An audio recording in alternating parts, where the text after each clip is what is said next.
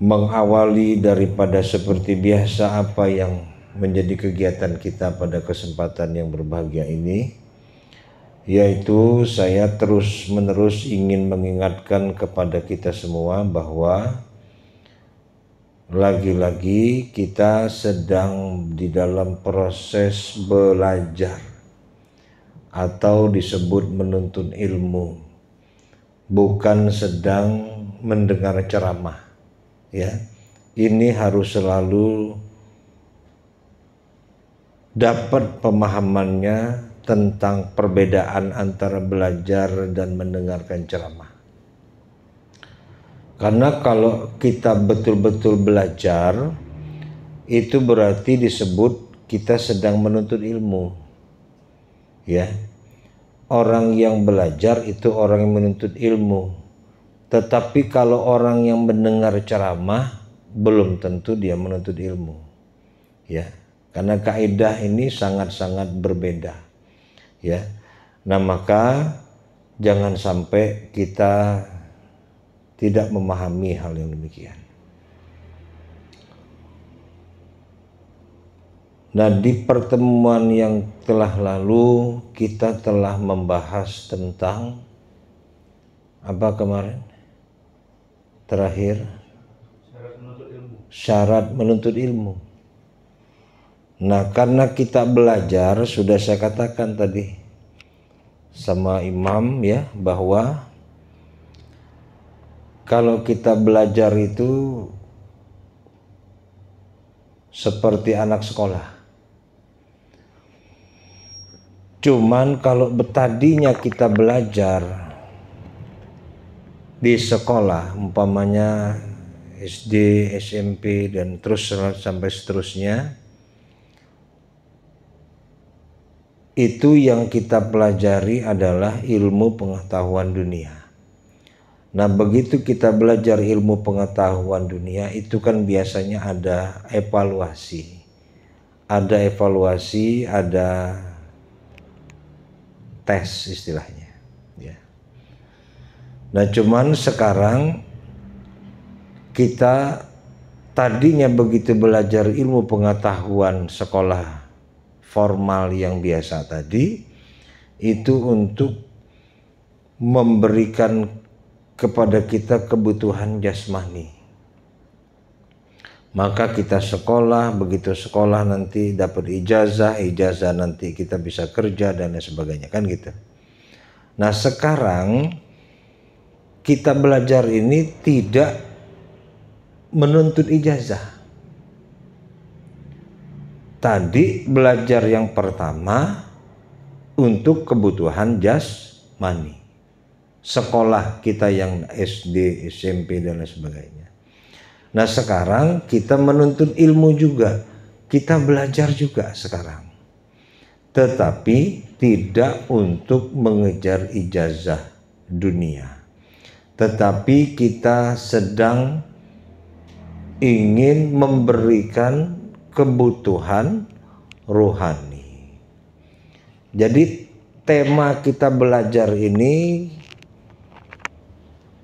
salah satu bentuk ciri khas orang-orang yang belajar itu adalah berkesinambungan, berkurikulum, bertahap, bersambung, dan selalu on the track. Tidak mau kita keluar jalur. Jadi apa yang saya sampaikan ini hari ini, sampai nanti kita selesai habis ilmu yang disampaikan guru ini, nanti akan terlihat garisnya. Akan terlihat bahwa bentuk ini loh, umpamanya garis atau jalan yang lurus.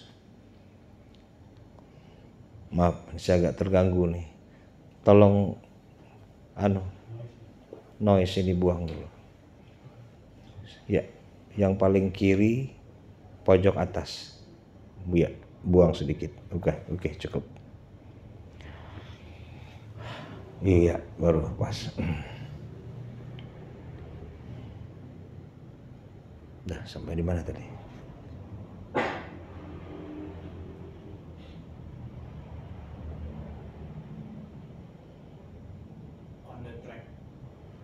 Ya, jadi kita belajar itu atau menuntut ilmu ini, jadi tolong disimak baik-baik, diikuti baik-baik.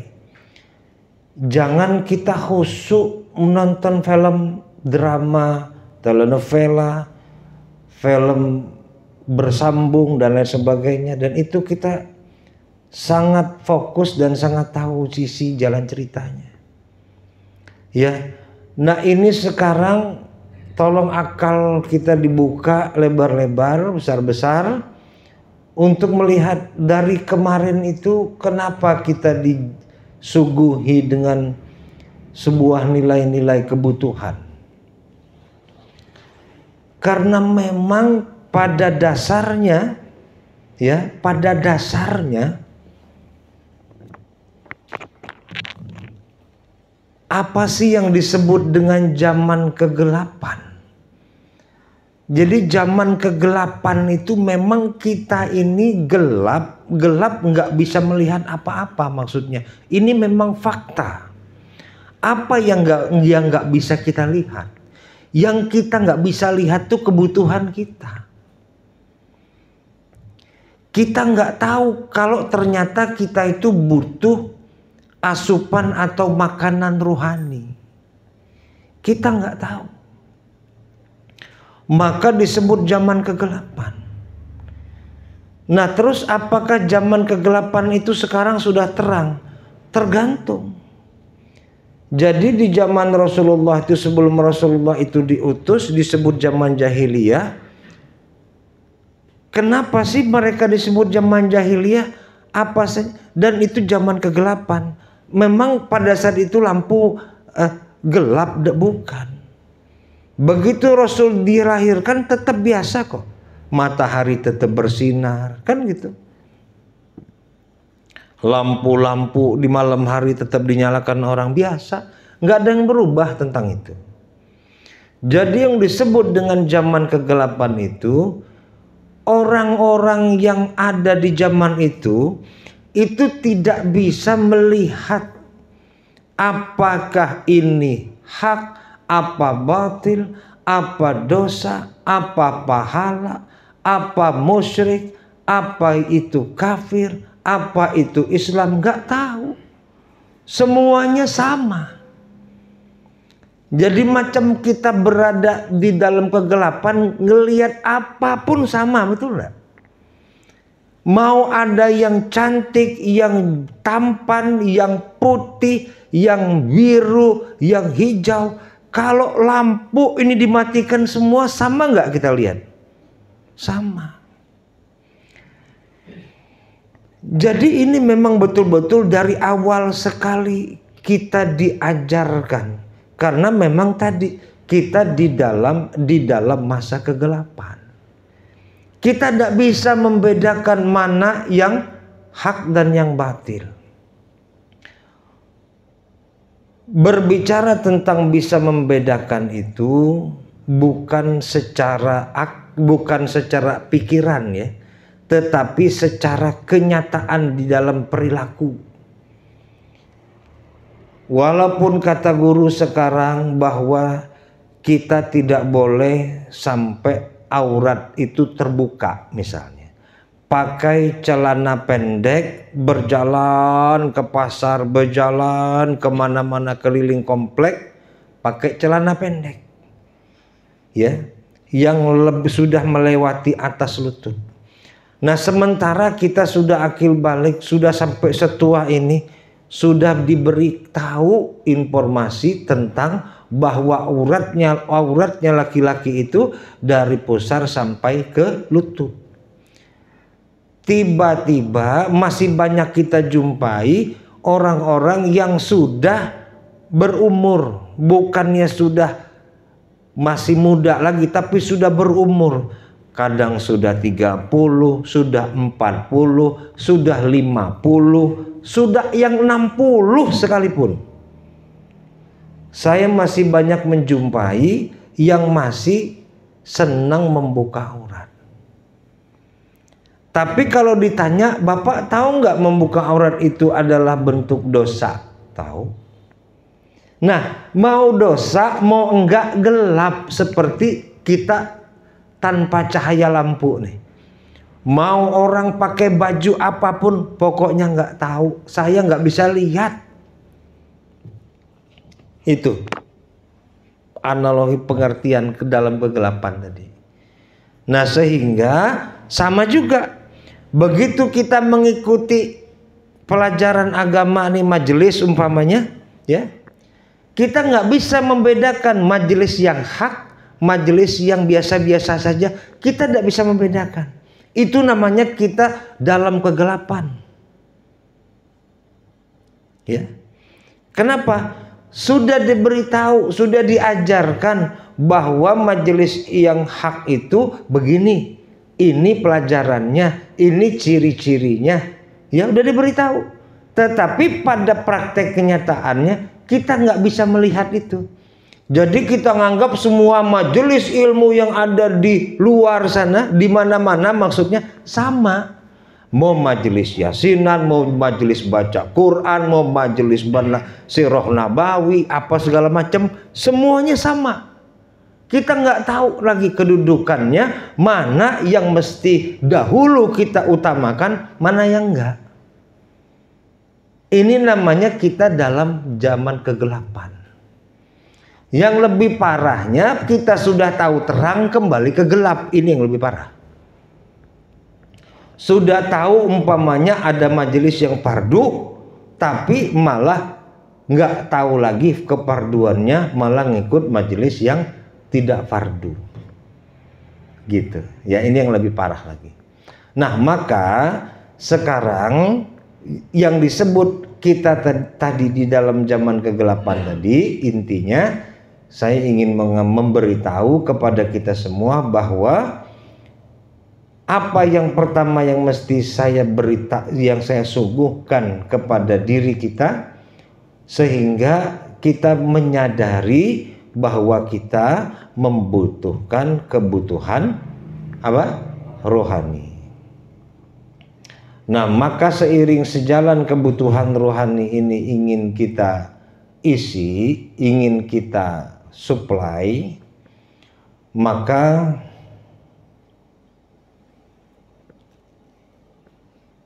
kita harus jelas melihat dan mengetahui kebutuhan itu, supaya kita bisa mengambilnya, supaya kita bisa berusaha untuk menggapainya.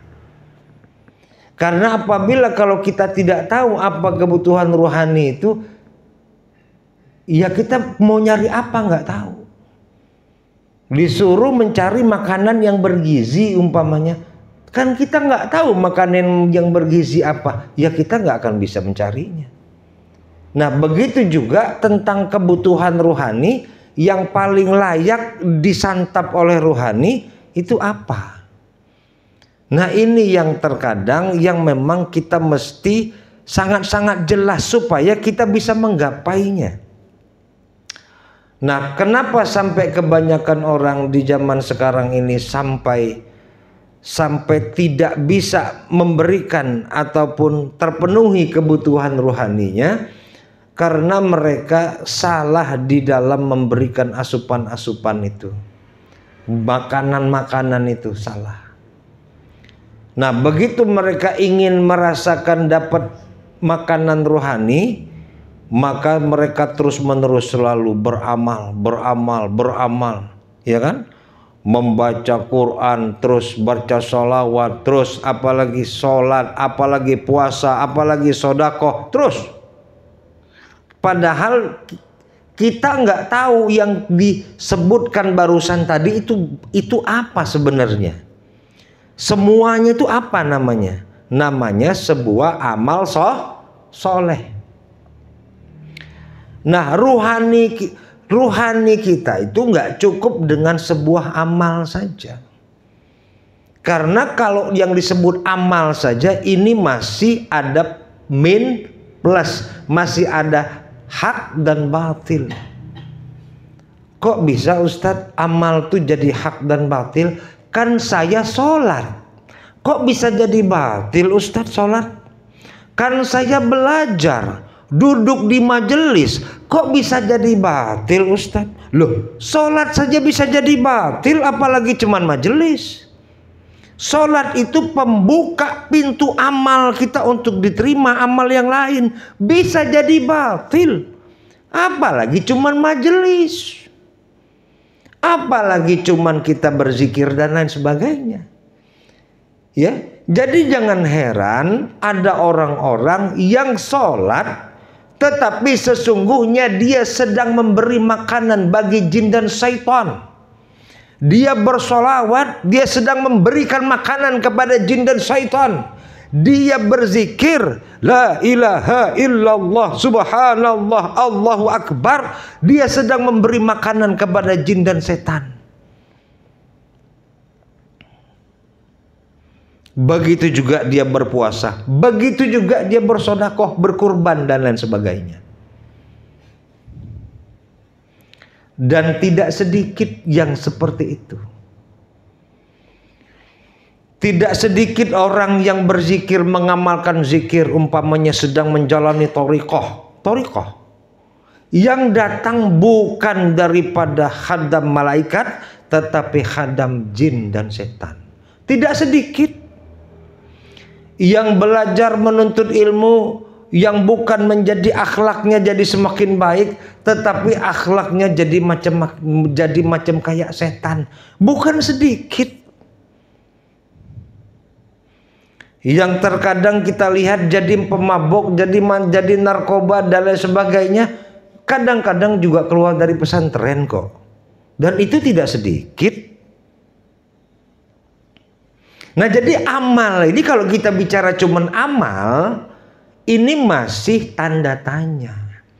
Amal yang mana dulu? Amal yang mana yang mesti kita laksanakan? Nah, maka secara teori gitu, amal yang memang mesti kita kerjakan itu, yang mesti kita lakukan itu memang mesti amal yang berdasarkan ilmu. Nah, kenapa banyak amal-amal yang melenceng tadi? Karena amalnya tidak berdasarkan ilmu.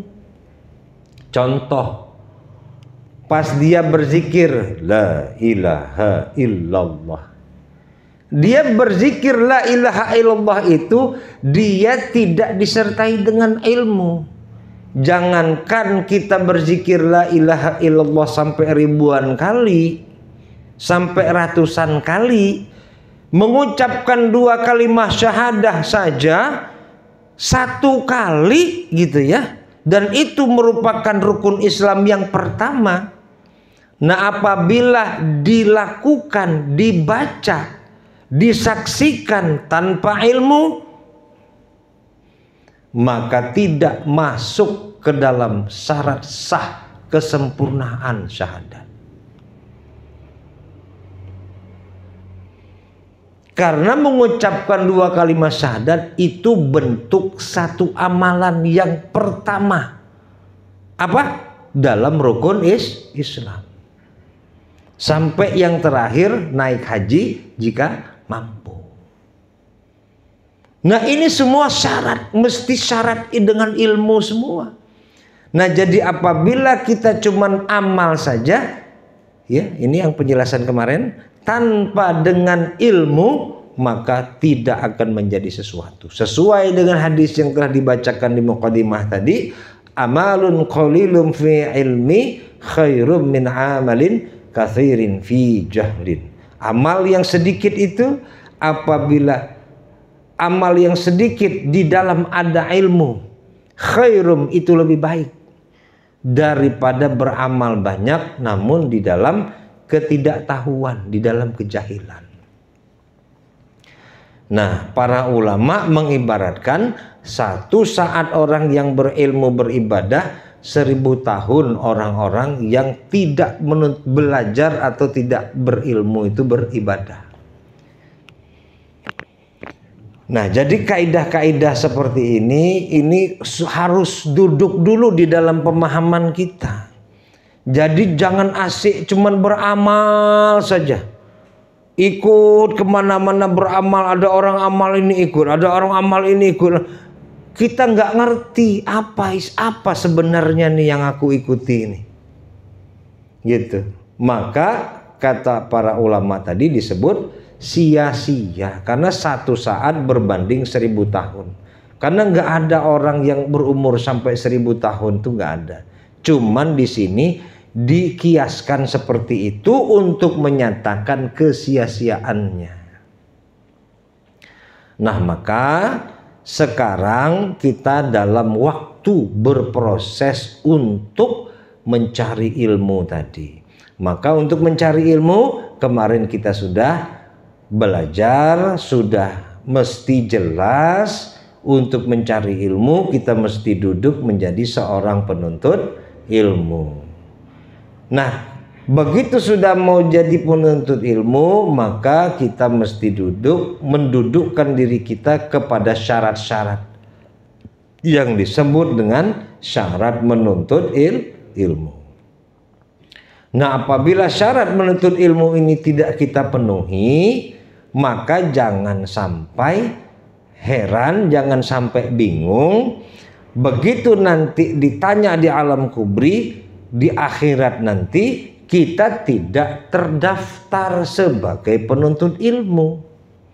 Dan syarat menuntut ilmu ini mengikat terus menerus. Selama kita masih belajar berguru, dia mengikat terus. Nggak bisa mentang-mentang saya sudah duduk di sini, udah saya lepaskan syarat belajar. Nggak bisa. Selama kita masih berguru dan meyakini ini guru kita, selama itu juga syarat belajar melekat. Dan tidak boleh kita lepas barang walaupun satu syarat. Kalau sampai terlepas, maka lepas juga kedudukan kita sebagai penuntut ilmu. Maka banyak orang-orang yang menuntut ilmu tidak mendapati ilmunya seperti apa yang dikatakan Imam Ali. Tidak akan dapat ilmu seseorang itu apabila dia menjalankan 6 syarat tadi. Nah, ini yang dijelaskan oleh Imam Ali. Maka jangan main-main perkara apabila kita ingin mendapatkan manfaat di negeri akhirat, mendapatkan sebuah nilai-nilai yang tertuju, yang sesuai dengan apa yang menjadi Allah mengutus Rasul itu hadir ke muka bumi ini untuk menjadikan kita supaya bisa berubah akhlak kita menjadi akhlakul karimah. Itu tujuan Rasul itu diutus.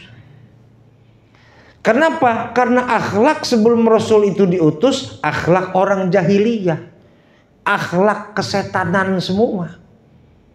Nah, begitu Rasul diutus tujuannya supaya kita berubah akhlak tadi.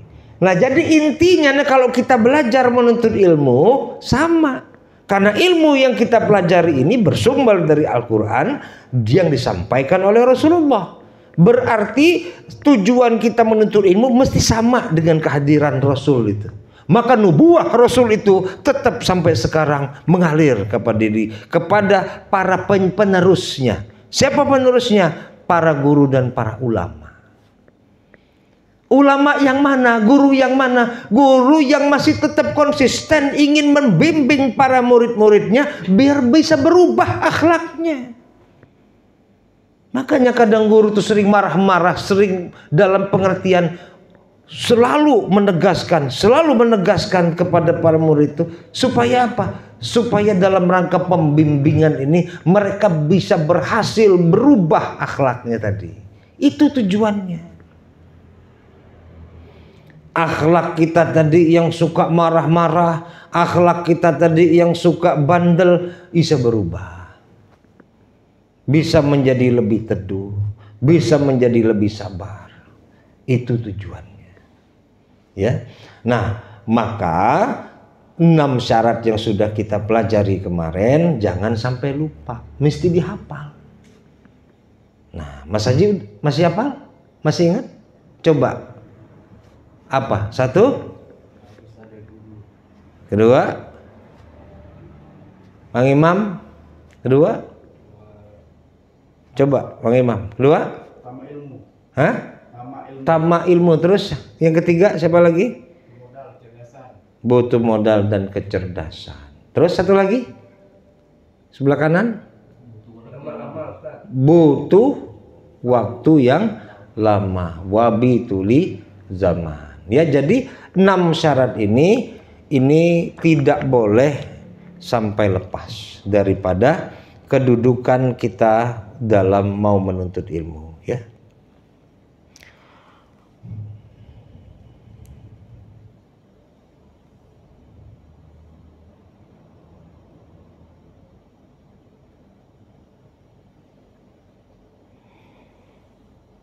Nah, maka seperti episode ataupun sinopsis sedikit yang sudah kita buka kemarin, bahwa setelah kita duduk menjadi seorang yang ingin menuntut ilmu, maka kita mesti selanjutnya bisa mengetahui tentang bagaimana cara duduk. Cara duduk. Alangkah betul ilmu ini. Sangat detail sekali sih memperhatikan masalah itu. Lah iya kok. Orang chef yang tukang ahli masak aja detail kok, memperhatikan debu jangan ada. Kok berani ngomong detail? Kok mau ngomong itu terperinci? Kok mau ngomong itu sewot? Hah? Timbang menimbang aja takut. Yang ada 1 kerat 2 kerat takut. Kok detail?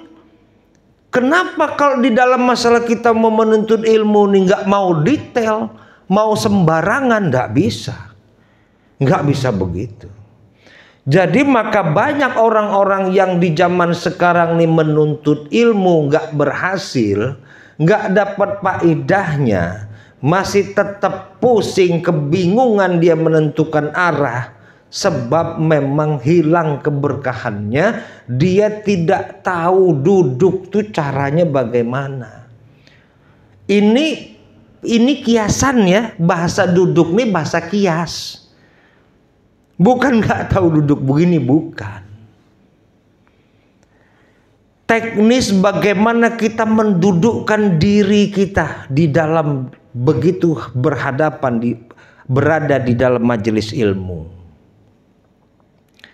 Nah, maka cara duduk di dalam majelis ilmu itu oleh para ulama yang hak itu dibagi menjadi 2 perkara. Yang sama tertulis di dalam kitab Syairus Salikin yang dikarang oleh Syekh Abdus Somad Al-Falimbani. Beliau menjelaskan tentang cara duduk kita di dalam majelis itu dibagi secara garis besar kepada 2 perkara. Ini garis besar. Yang pertama, cara duduk atau adab, ya, adab kepada diri sendiri. Yang kedua, adab kepada guru yang mengajarnya itu. Ada 2 macam. Jadi kedua-dua ini mesti kita ketahui rincian-rinciannya, supaya kita duduk di dalam majelis tadi dapat faedahnya, dapat keberkahannya. Ingat, bukan dapat kepintarannya, bukan. Nggak ada di sini di kitab itu dijelaskan dapat kepintarannya. Pintar apa Ustadz? Pintar soal jawab, bukan. Keberhasilan seorang murid itu di dalam menuntut ilmu bukan berhasilnya dia di dalam soal jawab, bukan. Bukan itu. Bukan. Tapi keberhasilannya adalah bagaimana dia bisa mengamalkan ilmunya, bagaimana dia bisa berubah akhlaknya. Itu yang dituntut. Nah, maka pertama adab kepada diri. Nah, adab kepada diri ini adalah masih juga bentuknya kiasan juga ya. Karena kan kita bingung bagaimana saya mesti duduk kepada diri sendiri. Ini saya bingung Ustaz. Bingung gak sih kira-kira? Duduk kepada diri sendiri kan bingung. Kalau duduk sama orang lain kan jelas. Betul nggak? Jadi agak bingung nggak sebenarnya, agak keder kan nih. Maka butuh guru untuk menjelaskan apa sih guru maksud daripada arti yang tertulis di dalam kitab ini, adab kepada diri sendiri. Artinya apa? Ada artinya. Bukan asal-asalan adab kepada diri satu, bukan gitu. Ada artinya adab kepada diri itu. Apa artinya? Artinya, ini anunya ya, penjelasan yang secara jelas. Artinya bahwa bagaimana sih keadaan hatiku? Nah, gitu. Keadaan hatiku itu mesti seperti apa? Dikala duduk di dalam majelis ilmu mau belajar itu, hatiku itu mesti kayak apa? Itu maksud adab kepada diri. Kan diri itu kan diriku sendiri. Berarti hati kita sendiri mesti kayak apa? Gitu maksudnya. Jadi memang sulit kalau mau belajar ilmu yang hak itu sulit. Nggak mudah. Nggak asal bisa duduk mau duduk, nggak bisa. Ini kita lihat aja nih, maaf tapi ini bukan nada-nada mau sok-sok tahu, nada-nada yang sudah tahu masa depan, atau nada mengancam, atau bukan. Ini adalah sebuah fakta-fakta lapangan yang terjadi di dalam majelis ilmu yang hak. Karena di dalam majelis ilmu yang hak ini, yang paling tersiksa itu adalah nafsu kita. Ya, nanti coba deh, bakal terasa nanti dikit-dikit. Nggak tahu dikit, nggak tahu banyak. Ini saya belum masuk kepada adabnya. Baru menjelaskan tentang bagaimana sih keadaan hati kita. Baru itu aja. Belum saya jelasin 1, 2, 3 belum. Ya, jadi supaya kita tadi bisa mendapatkan keberkahan ilmu, 1, maka kita mesti bermula adab yang pertama itu adalah mensucikan hati daripada segala sifat kejahatan. Ya. Dan segala perangai kejalan seperti riya, ujub, takabur, hasad dan lain sebagainya. Ini pun mesti dijelasin. Kalau mendengar sepintas lalu gampang kan? Mudah. Mesti mensucikan hati daripada segala kejahatan. Mudah memahaminya kan? Sepertinya bahasanya mudah diterima. Tapi kalau nggak dijelasin, nggak masuk. Cuman sampai ke sini, sampai ke telinga, nggak masuk ke sini. Ya, ini baru dijelasin apa maksudnya bahwa bermula adab yang pertama mesti mensucikan hati. Artinya orang-orang yang mau belajar di dalam majelis ilmu itu artinya keadaan hatinya mesti bersih, tidak boleh menyimpan bentuk-bentuk kekotoran hati seperti riya, seperti ujub, takabur dan lain sebagainya. Jadi kita yang mana masih ada riya, tuh ini kan sudah mesti ngejelasin tentang riya lagi, tapi riya secara umum aja ya. Jadi riya secara umum ini yang mudah ya digampang dicerna. Jadi bukan bahasa riya, wah kita naik mobil, naik motor baru, pingin minta pamer sama orang gitu. Pakai baju baru, pakai gelang baru, pakai apalah segala macam yang baru-baru, pingin dilihat orang bahwa macam orang kekinian gitu, modern gitu. Enggak, bukan itu.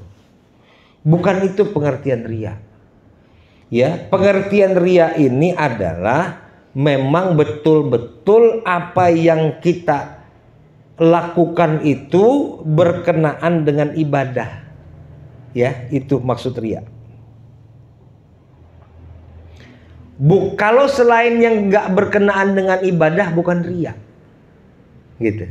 Misal, nah tadi kan kita pakai baju baru, pakai mobil mewah, umpama nih Bang Imam dapat rezeki uang umpama 1 triliun, dia beli umpamanya Lamborghini yang seharga berapa miliar mungkin gitu ya.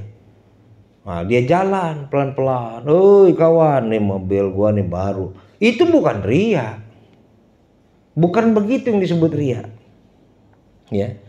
Jadi yang dimaksud ria itu adalah ianya melakukan ibadah nih, sholat umpamanya gitu ya. Itu bukan minta perhatiannya kepada Allah, tapi tujuannya itu ada kepada makhluk. Bukan pengertian tujuan kepada makhluk tuh maksudnya pengen diperhatikan makhluk, bukan hanya itu. Tetapi tujuannya, kita kan ibadah tadi tujuannya mesti kepada Allah kita persembahkan. Tetapi ini enggak. Tujuan kita tadi mengamalkan sholat tadi supaya ilmu kanuragan kita makin matang. Tahu ilmu kanuragan? Ilmu kebatinan. Tahu ilmu kebatinan sudah? Dengan kita mengamalkan sholat 5 waktu, maka ilmu tenaga dalammu semakin bisa menjadi mantap begitu. Tadinya mungkin kamu mukul orang cuman mesti dekat semeter, nanti dengan sholat 5 waktu ilmu kebatinan kamu orang 10 meter sudah mental gitu. Nah ini riya. Ini jangan salah paham. Jadi kalau lagi pakai mobil baru, baju baru, pingin petentang-petenteng, ya silakan aja, nggak ada hubungannya dengan ibadah itu. Ya, justru menyemangati orang. Wah, nih lihat nih, kalau kita rajin kerja, punya etos kerja yang tinggi, dapat nih mobil. Kalian malas kerja, ya sudah, dapat sepeda butut teruslah. Itu malah bagus. Supaya untuk meningkatkan semangat orang supaya jadi lebih giat untuk bekerja. Gitu. Nah, jadi riya tadi adalah segala sesuatu ibadah yang mana kita tadi contoh mau menuntut ilmu ini. Nah, ini bisa riya kalau salah. Misalnya apa? Tujuan kita belajar ini supaya untuk menjadi pintar. Pintar apa? Nanti pintar ditanya orang tentang soal jawab masalah tauhid umpamanya. Wah, jago jawabnya. Gitu. Ini riya. Maka orang yang riya seperti ini bukan menuntut ilmunya tadi karena Allah, ini dia nggak akan dapat keberkahan ilmu sedikit pun. Nggak akan dapat. Walaupun dia duduk belajar sampai selesai nggak akan dapat. Mau dia duduk di sini terus majelis itu, majelis ini, majelis itu, percuma, nggak akan dapat apa-apa. Nggak akan dapat apa-apa ya. Nah, jadi ini mesti jelas bahwa riya ini saja yang baru semacam ini nggak boleh sampai duduk di dalam hati kita atau hati kita tuh kotor dengan perkara riya ini. Nah, maka riya ini juga salah satunya disebut syirik khafi, syirik halus. Sulit kita mendeteksi syirik khafi ini karena riya seperti ini juga tidak sedikit dialami oleh para orang-orang alim. Orang alim. Bukan pemabuk bergajulan dan lain sebagainya, bukan. Orang alim banyak sekali yang terkena dengan penyakit ini. Terus yang kedua adalah ujub. Ujub ini adalah sebuah perasaan yang lebih sempurna, lebih baik dari orang lain. Apa maksudnya guru lebih baik dari orang lain?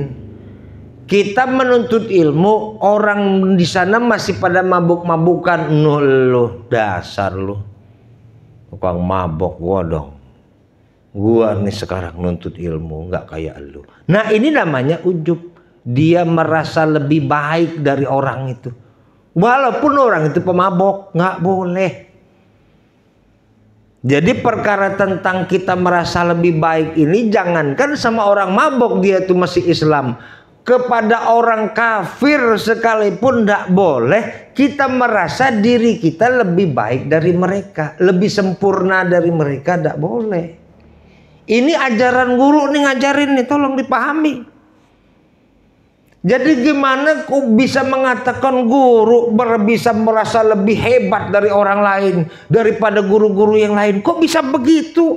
Otak kepala kita berisi apa sampai bisa berpersepsi seperti itu? Sementara saya mengajarkan jangankan kepada sesama guru orang lain dan sebagainya, kepada orang kafir sekalipun kita tidak boleh merasa diri kita lebih mulia, lebih baik dari mereka. Kok bisa di dalam kepala kita berisi umpamanya tuh merasa lebih baik dari orang lain, merasa lebih sempurna, orang lain tuh salah semua. Kok bisa?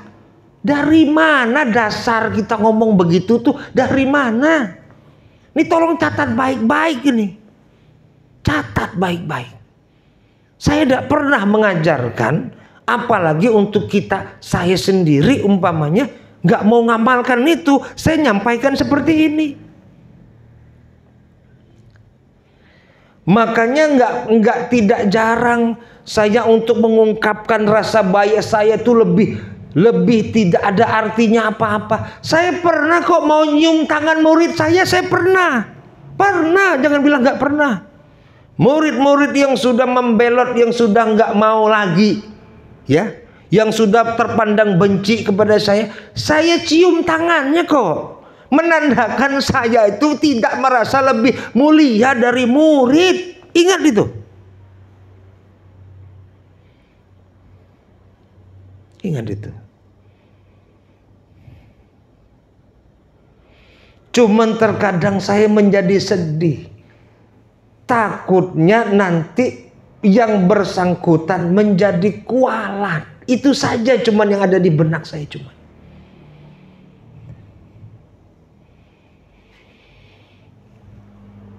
Tapi kalau untuk umpamanya bisa dengan saya cium tangannya, itu bisa membuat dia bisa menjadi lebih baik, akan saya lakukan. Kenapa? Karena saya sendiri tidak ingin merasa lebih baik dari siapapun. Tidak. Jadi apabila para murid itu masih bisa berkhidmat, masih bisa melihat kemuliaan seorang guru, itu rezeki si murid itu sendiri. Itu rezeki murid, bukan rezeki guru. Ya. Kalau guru yang hak itu, dia tidak mengharapkan bentuk-bentuk nilai-nilai pujian itu, enggak. Karena pada fakta lapangannya selama saya menjalankan praktik dalam menyampaikan ilmu fardu ain ini, yang kebanyakannya saya selama ini mendapati dihujat oleh para murid. Yang hadir di sini ini kan murid baru. Dan ini kan sedikit jumlahnya. Ada yang murid lama pun ini sedikit. Yang lebih banyaknya murid lama yang udah nggak belajar lagi dan yang sudah menghujat guru, itu yang lebih banyak.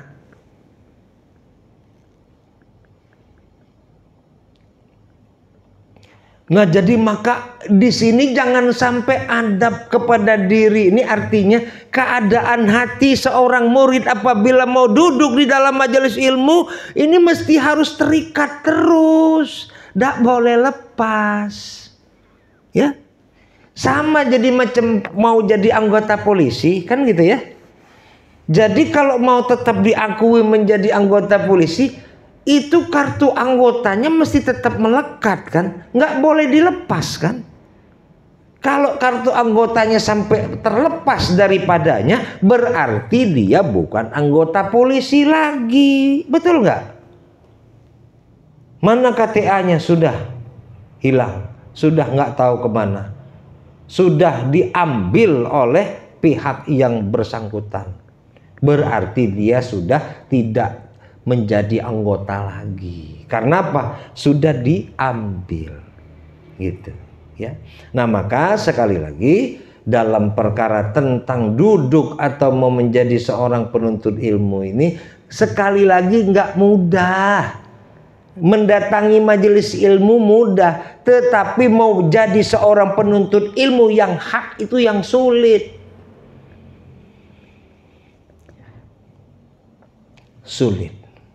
Kalau di kita ya, di kita ini, di tempat lain saya nggak tahu. Kalau di tempat lain mungkin mudah-mudah aja, nggak ada ditekankan begini-gini amat. Kalau mau belajar duduk-duduk aja, terima-terima aja, hai murid sini kau belajar sini-sini. Saya tidak bisa begitu. Kalau mau belajar di tempat kita di sini, saya terus terang katakan sulit.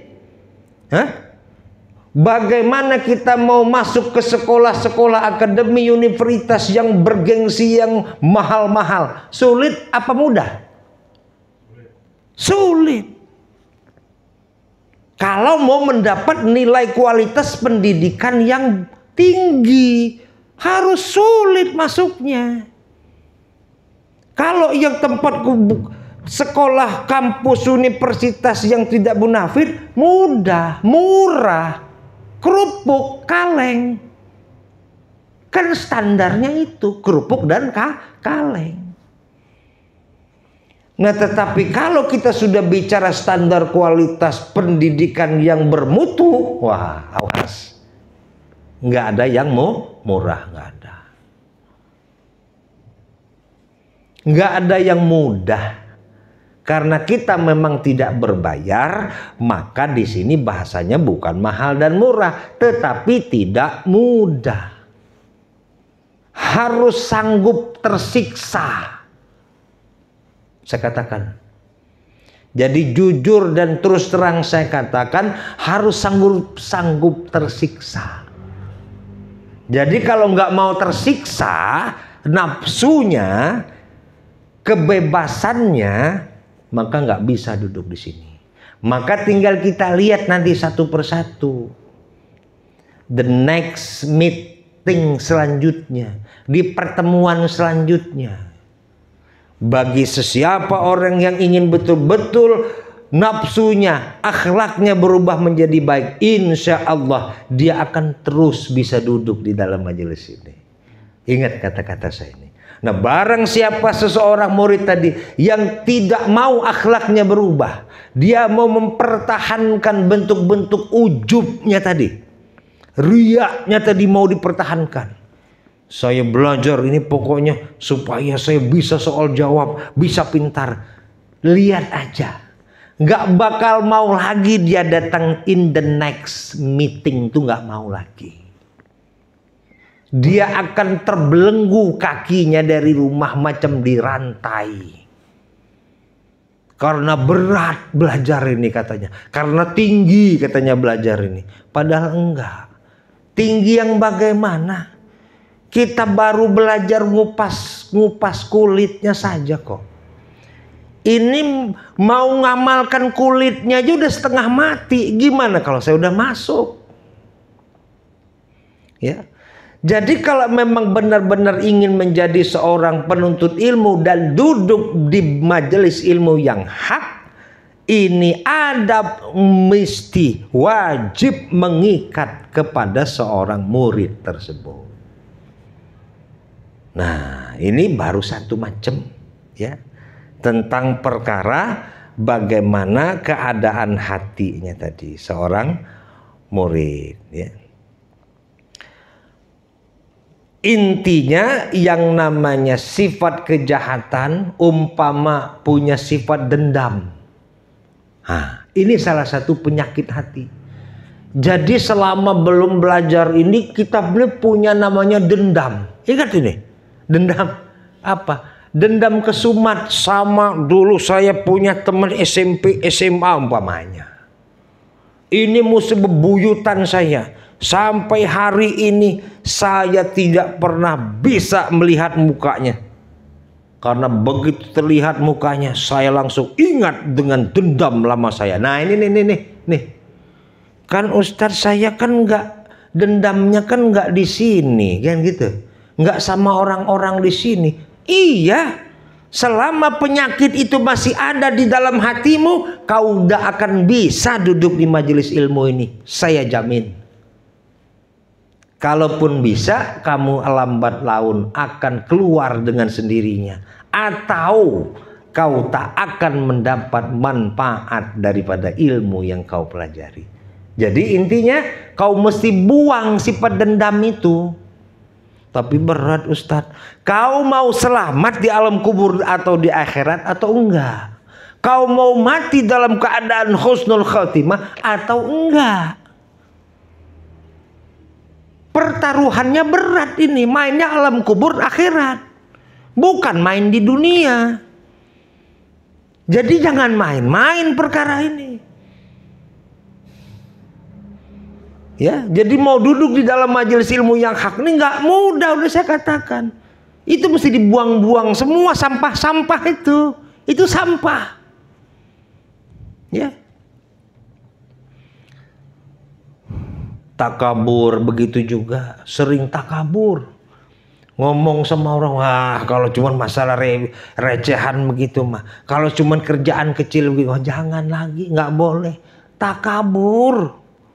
Nggak boleh ngomong kayak begitu, ya. Nggak boleh. Wah kalau cuma makanan begini ya males nggak level, jangan takabur, nggak boleh. Apalagi semua makanan ya, tolong. Nggak bisa duduk dalam majelis ini, itu aja masalahnya, kasihan, ya. Gitu ya. Nah itu yang pertama. Yang kedua, bahwa kalau mau duduk di dalam majelis ilmu ini hati kita mesti seperti apa? Yang kedua, mesti mengosongkan hati daripada masagul dunia kepada dunia dan menjauhi daripada masagul anak dan istri. Apa masagul dunia? Urusan. Masagul itu urusan kepada dunia dan urusan kepada anak dan istri. Ini kalau hari, jam, tanggal dan detiknya sudah sampai, mesti dikosongkan dulu, dikesampingkan maksudnya. Jadi kalau kita mau lagi taklim ini umpamanya masih suamiku tolong itu, tolong ini, ataulah itu, ataulah ini, ulah sudah, nggak bakal bisa. Atau lagi nunggu telepon bos itu, bos ini, itulah segala macam, mau dagang itu, dagang ini, ya sudah, nggak bisa. Percuma dia nggak bakal nempel duduk di tempat majelis kita ini. Akan kasak kusuk macam cacing kepanasan, tahu? Begitulah kira-kira. Pikirannya akan macam orang pusing 7 keliling. Nah kalau yang nomor 2 ini nasihat atau adab kepada diri atau keadaan hati kita tidak bisa dirubah, tidak bisa dikosongkan, ya. Jadi mesti selesai, artinya perkara-perkara tentang urusan dunia itu udah harus diselesaikan dulu, ya.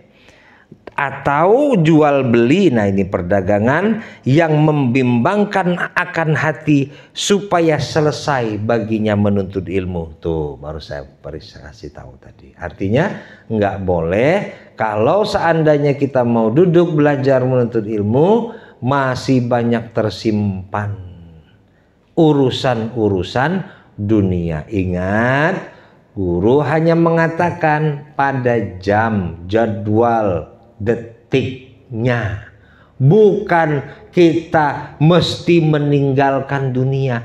Tolong bahasa guru jangan di skip, ya begitu ya, skip ya, jangan diplesetkan, jangan dipotong-potong. Wah guru itu supaya kita ngosongin dunia, ntar dulu, kasang kosong. Maksudnya pada detik, jam, bulan, tahun yang begitu kita mau duduk ini jadwalnya, persiapkan jam itu, kosongin. Bukan mau terus-terusan ninggalkan dunia. Waduh kalau mau belajar mah nggak bisa lah Ustadz, kalau begini mesti kosongin. Saya kan mesti mentol bakso lah. Berarti gagal paham anti sampean, ya kan? Bukan begitu. Silakan, mau kerja apa silakan. Kerja-kerja yang bisa membuat kita menjadi berkah menuntut ilmu silakan. Cuman begitu jamnya, tanggalnya, detiknya, kosongkan langsung. Bus, kosong. Biar kita bisa selesai belajarnya. Kalau nggak selesai.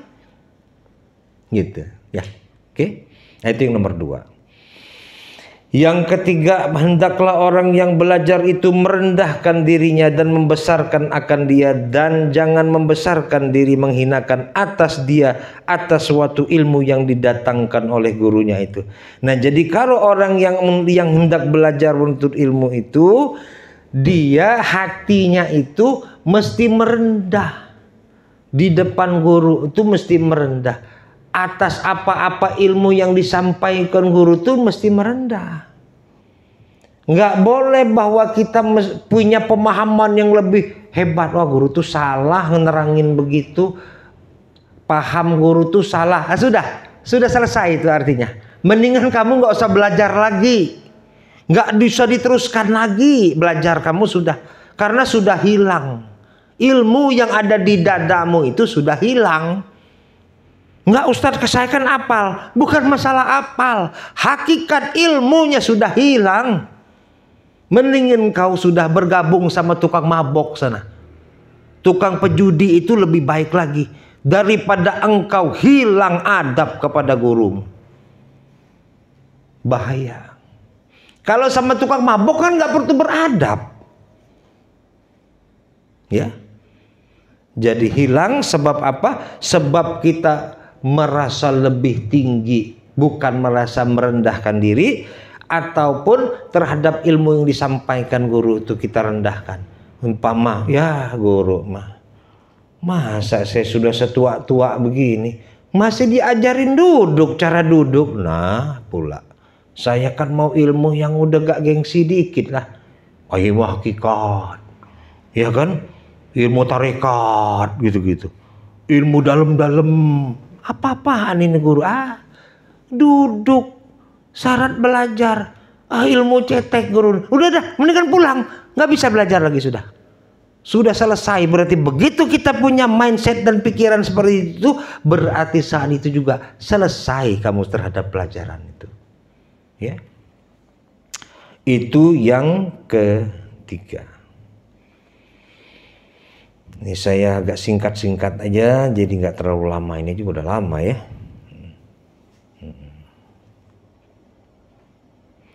Terus yang ke berapa? Keempat. Ya. Memelihara akan dia, ya yang keempat. Memelihara akan dia daripada mendengarkan ilmu yang kebanyakan ulama bersalahan di dalamnya. Karena yang demikian itu akan membimbangkan dan tiada menghasilkan faedah ilmu. Lagipun yang demikian itu membawa was-was hati, tiada dapat suatu yang dipegang. Apa maksudnya nih guru? Jadi hati kita itu mesti punya keyakinan. Mesti punya sebuah keyakinan bahwa terpelihara. Kita itu punya pendengaran untuk daripada mendengarkan ilmu-ilmu yang kebanyakan ulama bersalahan di dalamnya. Maksud para kebanyakan ulama itu artinya apa? Artinya kita tidak boleh menuntut mendengarkan sebuah perkara ilmu yang belum masanya kita dengar. Umpama anak SD belum belajar tambah kurang, sudah belajar rumus Pitagoras, itu namanya kebodohan. Anak SD belajar tambah kurang aja belum, dijujelin, diperdengarkan rumus Pitagoras, kan ini kebodohan namanya, bukan kepintaran, betul? Ini menyiksa anak namanya. Tambah kurang aja belum hafal, dikasih rumus ABC. Nah, ini memang kebangetan. Ini guru mau menyiksa namanya, bukan mau membimbing. Ya. Nah, sama. Jadi kalau seorang guru tadi di dalam menjelaskan bukan seorang guru. Jadi keadaan hati kita, keyakinan kita mesti apabila terdengar ataupun ingin mendengarkan perkara-perkara ilmu hakikat umpamanya tentang umpama ilmu tarekat dan lain sebagainya, sementara kita tahu agama aja belum, gitu. Udah ntar dulu gitu, jangan didengar-dengerin. Nggak apa kan Ustadz cuma dengerin, nggak boleh, nggak boleh. Mau nurut apa enggak? Nggak boleh. Karena apa? Kamu akan bimbang hatimu nanti. Karena apa? Biasanya guru-guru yang mengajar hal-hal yang demikian itu biasanya mereka akan dihinggapi tentang penyakit-penyakit yang tadi biasanya. Karena dia nggak ngerti kebutuhan murid yang baru di awal tuh harusnya apa. Kan murid baru, anak baru SD, anak baru anak balita gitu kan, harusnya kan diajar jalan, bukan diajar lari kan. Lari apa jalan dulu? Jalan. Ini langsung diajar terbang pula. Nah ini kan, ini sebenarnya mau ngajarin, membimbing atau mau nyiksa? Ya, ini logika berpikirnya, maka hati kita itu mesti jelas. Mesti ada keyakinan dalam hati kita itu jangan. Kalau kata guru jangan tuh jangan. Ini mentang-mentang tadi punya kawan, punya orang-orang yang wah dengar ilmu ini, punya kitab itu, kitab ini, Allahu Akbar. Memang kelihatannya hebat, tetapi itu suatu kebodohan. Itu sebuah kebodohan. Nggak boleh, gitu ya. Jadi jangan coba-coba. Kalau ada yang mau mulai terdengar, tolong pelihara. Artinya, maaf, saya belum sampai situ. Saya tidak berani karena guru saya menyampaikan itu belum masanya saya dengar, jadi saya harus jaga telinga saya. Seperti yang disebut Syekh Abdul Somad Al-Falimbani di dalam kitab beliau. Oke, jadi jangan sampai terjadi nanti was-was di dalam hati kita. Yang kelima, jangan meninggalkan daripada menuntut ilmu, segala ilmu yang dipuji oleh syara. Jangan menuntut ilmu yang fardu kifayah dahulu sebelum ilmu fardu ain. Nah, jadi ini artinya jangan meninggalkan daripada menuntut ilmu yang dipuji syara. Syara itu memuji, hukum itu memberikan ruang utama. Maka disebut dipuji syara. Syara atau hukum itu memberikan ruang utama kepada kita supaya duduk di ruangan yang utama. Bagus nggak? Apa mau disuruh duduk di emperan? Nggak bagus di emperan. Duduklah di ruangan utama. Apa dia? Kita disuruh jelas untuk menuntut ilmu yang dipuji oleh syara, yaitu ilmu yang bermanfaat di negeri akhirat. Apa dia? Yaitu ilmu yang fardu terlebih dahulu, baru kemudian ilmu yang kifayah. Fardu ain dulu, baru fardu kifayah. Jadi jangan sampai terbalik, ya. Nah, kalau kita terbalik, ini nanti jadi kurang keberkahannya, ya, gitu. Kenapa kurang? Nanti kita sudah terlalu sibuk menuntut yang kifayah, yang wajib, yang ainnya malah jadi ketinggalan. Ini yang dikhawatirkan. Terus yang keenam, hendaklah ia bersungguh-sungguh menuntut ilmu yang memberi manfaat di negeri akhirat. Nah, kita harus tahu nih, hati kita mesti punya keyakinan. Kita mesti bersungguh-sungguh mencari dan menuntut ilmu yang bermanfaat di negeri akhirat. Ilmu apakah itu? Ilmu yang bermanfaat di negeri akhirat yaitu ilmu yang membimbing diri kita tadi supaya punya akhlakul karimah, supaya bisa berubah akhlakmu begitu kau duduk di dalam majelis ilmu itu. Kaumu merasa punya nafsu yang terjajah atau tidak nyaman. Nafsu, ya, nafsu. Karena kalau nafsu kita nyamannya apa? duduk nongkrong ngopi-ngopi di warung kopi, kakak kiki. Nah itu yang enak, nafsu. Nyeritain orang, ngomongin orang, nah itu yang enak kalau nafsu. Tapi kalau di sini jelas nggak enak.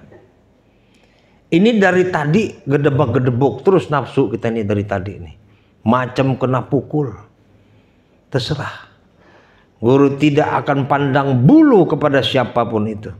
Ya, begitu kita mau duduk, maka hati kita mesti beginilah keadaannya. Jangan berubah. Paham? Oke, selanjutnya yaitu diawali dengan ilmu yang tertinggi dan yang termulia, yaitu ilmu ma'rifatullah, ilmu mengenal Allah. Itu ilmu yang tertinggi, urutannya yang mesti kita tuntut. Yang ketujuh terakhir adalah bahwa sejogjanya qasad orang yang belajar ilmu itu semata-mata karena Allah, yakni karena menjunjung titah Allah dan karena negeri akhirat. Nah artinya hatinya tadi kudu, mesti, harus ya bersungguh-sungguh mengkosotkan, menyengajakan, memang disengajakan. Sahaja aku belajar menuntut ilmu ini untuk semata-mata lillah karena Allah, yakni menjunjung titah Allah, karena ini perintah dari Allah. Titah itu perintah, menjunjung titah Allah, dan karena untuk supaya kita bisa sampai ke negeri akhirat dengan selamat. Itulah keadaan hati kita, mesti seperti itulah kurang lebih, wallahu a'lam. Hanya Allah yang lebih lagi mengetahui tentang perkara ini. Jadi itu saja yang perlu yang kita perdengarkan, yang perlu kita dengarkan, yang perlu kita pahami, yang perlu kita simak baik-baik.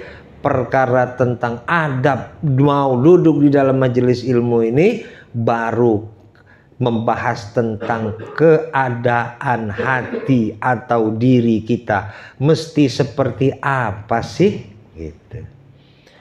Nah, terus apa jadinya kalau yang daripada ketujuh ini satu saja kita langgar, satu saja kita nggak ikuti, maka kita nggak akan dapat duduk di dalam majelis ilmu. Tapi saya bisa kok duduk Ustadz sampai selesai. Bisa. Nanti kalau kau sudah selesai akan ketahuan bentuk aslimu kayak apa. Biasanya gitu. Kau kalau sudah selesai, kau nggak akan dapat lagi ngelihat muka gurumu. Nggak lebaran, nggak puasa, nggak hari manapun kau bisa ketemu gurumu. Itu tandanya kau nuntut ilmu nggak dapat keberkahan. Karena hubunganmu kepada guru dunia sampai ke akhirat. Di dunia aja kau udah nggak dapat lagi ketemu guru, apalagi di akhirat. Bukan perkara aku bisa selesai sekarang guru, tamat belajar ilmu pedoain guru. Bukan itu. Bukan itu standarnya. Standarnya nanti begitu kau sudah selesai. Kau sudah selesai nanti belajar, ilmu guru sudah habis kau timba, maka disitulah kelihatan siapa dirimu di dalam belajar itu. Dapat nggak berkahnya? Boro-boro mau menolong guru, boro-boro mau berkhidmat kepada guru, ketemu saja udah nggak tahu lagi. Assalamualaikum guru, udah nggak tahu lagi. Ini banyak saya jumpai. Kadang udah nggak salaman lagi sama guru, udah macam temen. Banyak saya jumpai. Ya, ini artinya kau tak dapat manfaat ilmu yang kau pelajari itu untuk di dunia saja udah jelas. Jadi nggak usah tiba-tiba mau nantang-nantang, itu kan nanti di akhirat kita nggak tahu Ustadz. Iya, kalau guru yang mengantarkan kita untuk menuju kepada Allah itu indikatornya itu jelas. Indikatornya sudah ada di alam dunia ini. Maka kata Rasulullah, nanti apabila engkau berjalan, singgahlah kata Rasulullah ke taman-taman surga. Ini maksud Rasulullah itu. Di sini nampak jelas kita melihat. Kita di taman surga ini, yang namanya kita kan masih di dunia ya. Dunia kan kita masih hidup, masih punya nafsu, masih punya kekotoran, masih tetap. Cuman begitu kita singgah di yang namanya di taman surga itu, kekotoran-kekotoran hati kita mesti disingkirkan. Nanti kalau sudah di dalam tempat surga yang benar-benar nanti sudah diharapkan bersih total. Maka replikanya di sini kau harus dudukkan hatimu dalam keadaan yang bersih. Karena nur ilmu Allah ini mau masuk hanya ke dalam relung hati orang-orang yang bersih. Jadi kalau ditanya, di mana guru tempat ilmu fardu ain itu berada? Di dalam relung hati orang-orang yang ingin membersihkan hatinya. Kalau yang nggak mau, nggak bakal bisa. Jadi sekali lagi, ini sudah kelihatan tanda-tanda kesulitan-kesulitan kita mau terus atau tidak. Tetapi mudah-mudahan akal kita tidak dikuasai nafsu. Yang kita mohon kepada Allah agar akal kita dikoordinir oleh ilmu. Nah, bagaimana supaya akal kita dikoordinir oleh ilmu? Mohon selalu pertolongan Allah dan segera sikapi, segera amalkan, segera disingkirkan bentuk-bentuk kejahatan-kejahatan yang ada di dalam hati kita tadi. Dan betul-betul kita simak dan kita pelajari baik-baik 7 adab kepada diri sendiri tadi, yang mana artinya kita mesti mengkondisikan hati kita dalam keadaan seperti 7 perkara tadi. Apabila tidak, tunggu saatnya kita akan kewalahan sendiri. Usikum manafsya bitaqwallah, la haula wala quwata illa billah. Assalamualaikum warahmatullahi wabarakatuh.